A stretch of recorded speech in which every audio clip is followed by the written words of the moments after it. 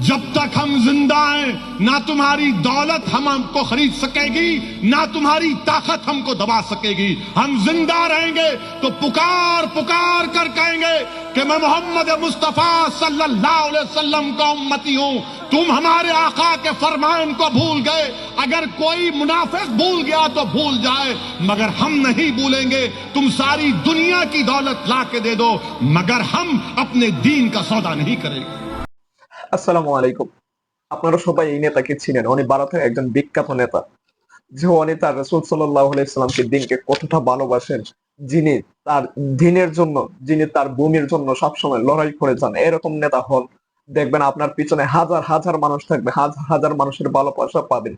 আর আমাদের বাংলাদেশের নেতারা কোন রকম যদি মসনদে বসে, তাদের চিন্তাধারা একটাই, যে কিভাবে অন্য দেশে তাদের সম্পদ জমাবে, নিজের সম্পদ, নিজের দেশের সম্পদ চুরি করে অন্য দেশে কিভাবে জমাবে, অন্য দেশে কিভাবে প্রতিষ্ঠান বড় করবে, এটাই তাদের লক্ষ্য।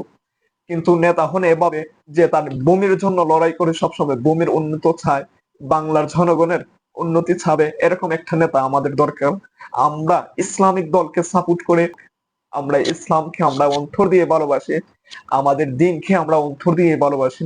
আমরা চাই যে আগামী দিনগুলো যেন এরকম ইসলামিক সমাজ ব্যবস্থা হয়, ইসলামিক রাষ্ট্র হয়, যে যার দিনের জন্য লড়াই করবে, ভূমির জন্য লড়াই করবে, দেশের সম্পদ চুরি করবে না, জনগণকে হয়রানি করবে না। এরকম একজন নেতা আমরা চাই।